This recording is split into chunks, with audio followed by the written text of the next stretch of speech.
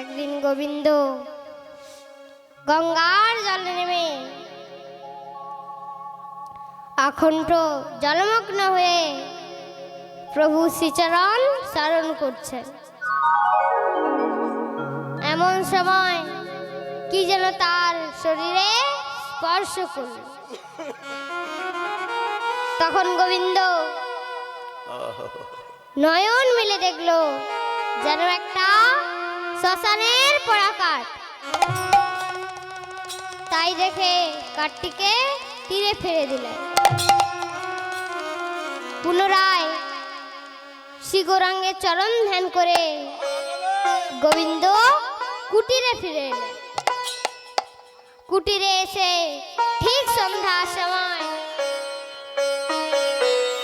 প্রভু শ্রীচরণ স্মরণ করে কাঁদছে আর বলছে, প্রভু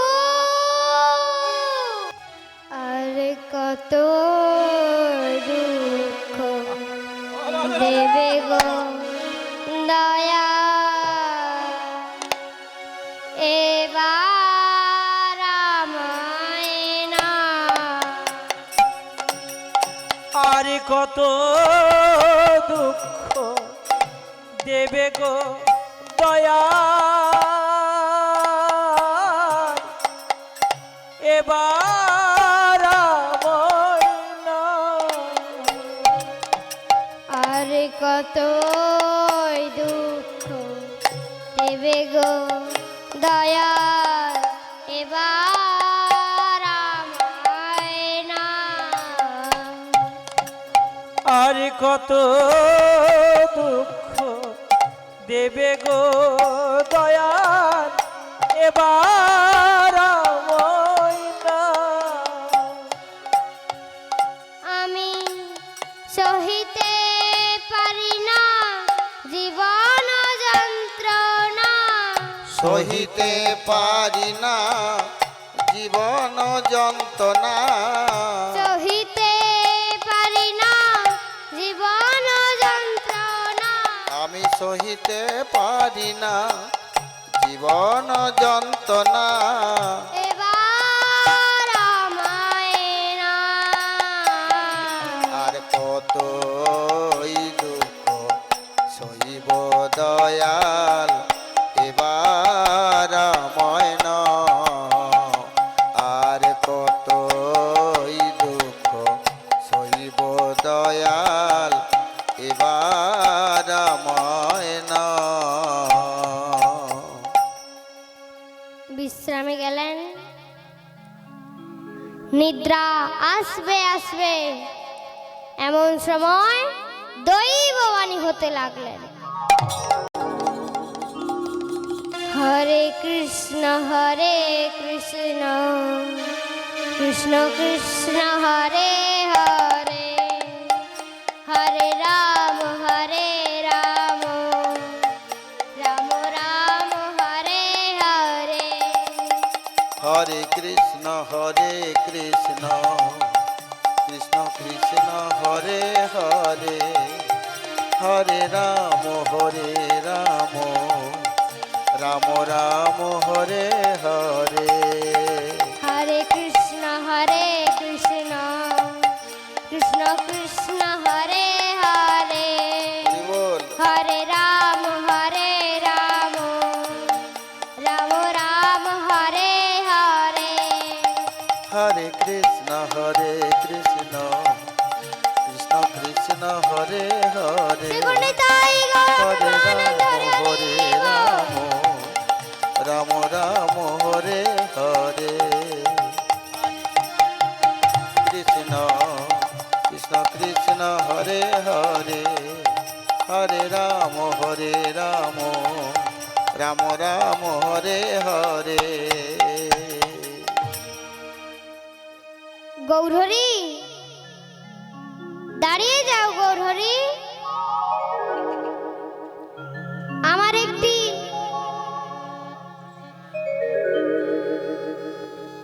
প্রশ্নের উত্তর দিয়ে যাও। গৌরহরি, ওই তো আমার গৌরহরি কণ্ঠস্বর।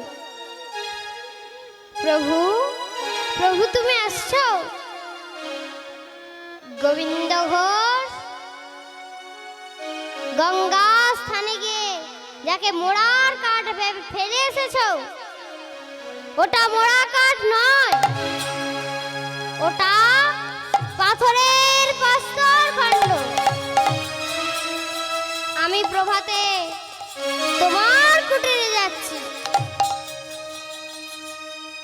ঠিক প্রভাতে গোবিন্দ ঘোষ গঙ্গা স্থানে গিয়ে দাঁড়িয়ে আছেন। আমার গৌরহরি নৌকো চড়ে আসছে। চরণে প্রণাম করে কুটিরে নিয়ে গেলেন। প্রভু ফিরে এসেছেন? প্রভু বললেন, এক পক্ষ কালের মধ্যে এই পাথর দিয়ে সে বিগ্রহ মূর্তি প্রস্তুত করো, করে তোমার কুটিরে স্থাপন করো।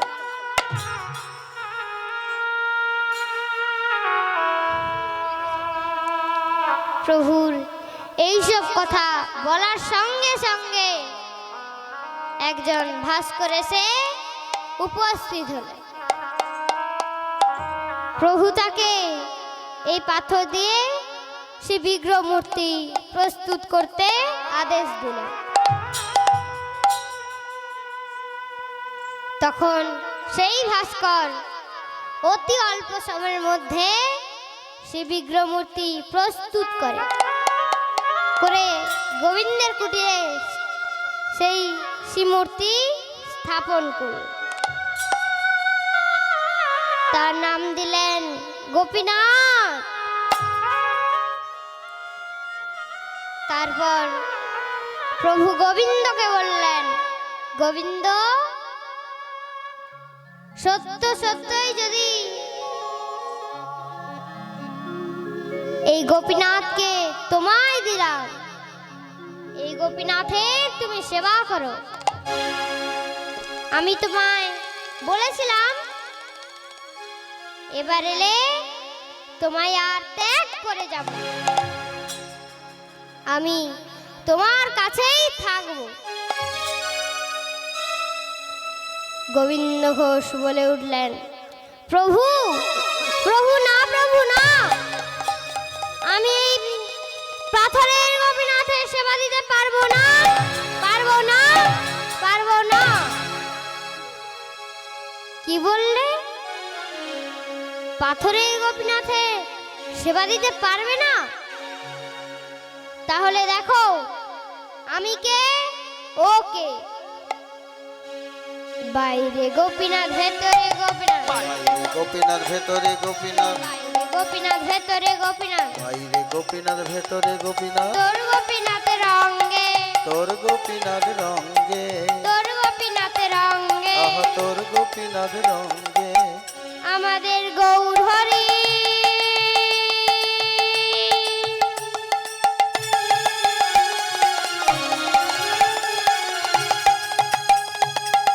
আমাদের গৌরহরি, তোর গোপীনাথের রঙ্গে, তোর গোপীনাথ রঙ্গে, তোর গোপীনাথের রঙ্গে, তোর গোপীনাথ রঙ্গে, তোর দুয়ে মিলে গোপীনাথ একই হলো, দুয়ে মিলে একই হলো, দুয়ে মিলে একই হলো, দুয়ে মিলে একই হলো, গৌরহরি গোপীনাথ হলো, দুয়ে মিলে একই হলো, গৌর হরি গোপীনাথ হলো, দুয়ে মিলে একই হলো, গৌরহরি গোপীনাথ হলো, দুয়ে মিলে একই হলো, গৌর হরি গোপীনাথ হলো, দুয়ে মিলে একই হলো, গোপীনাথ রঙ্গে, তোর গোপীনাথ রঙ্গে, তোর গোপীনাথ রঙ্গে। রঙ্গে। প্রভু গোবিন্দকে বললেন, গোবিন্দ, সত্য সত্যই যদি তোমার মন প্রাণ আমায় অর্পণ করে থাকো, তাহলে এই অগ্রদ্বীপে থেকে গোপীনাথের সেবা করো এবং তুমি বিবাহ করো। শ্রী ভগবান যে করুণাময়, তোমার দ্বারা দেখাবেন, অর্থাৎ শ্রী ভগবান দেখাবেন তিনি কেমন ভক্তবাৎসল্য। তুমি এরূপ সৌভাগ্যকে তুচ্ছ জ্ঞান করো না।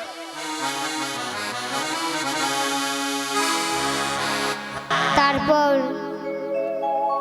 এইসব আদেশ দিয়ে প্রভু ভক্তগণ সঙ্গে নিয়ে তিনি চলে গেলেন। এবার প্রভুর আদেশে সুশীলা নামে একটি মেয়েকে বিবাহ করে।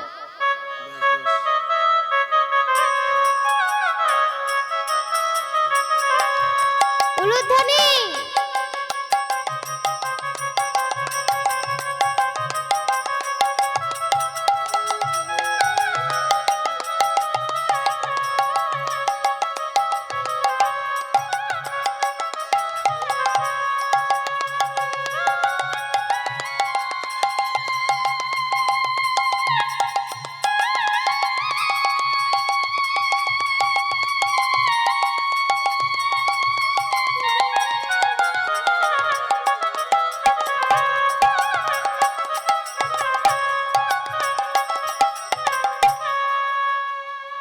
বিবাহ হয়ে গেল। পতি পত্নী উভয় গোপীনাথের ভোগ নিবেদন করে সেই প্রসাদ গ্রহণ করে দিন যাপন করতে লাগলেন।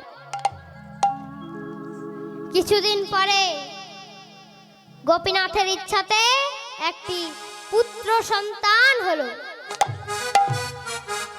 ছেলেটি হওয়ার পরদিন গোবিন্দের পত্নী সুশীলা পরলোকে চলে গেলেন। এবার গোবিন্দের নিজের ছেলে ও বিগ্রহ সেবায় ভার পড়ল। যখন তার ছেলের 5 বছর বয়স হলো, গোবিন্দ ঘোষ গোপীনাথকে নিজের ছেলের মতো পুত্র বাৎসল্য সেবা করতে লাগলো।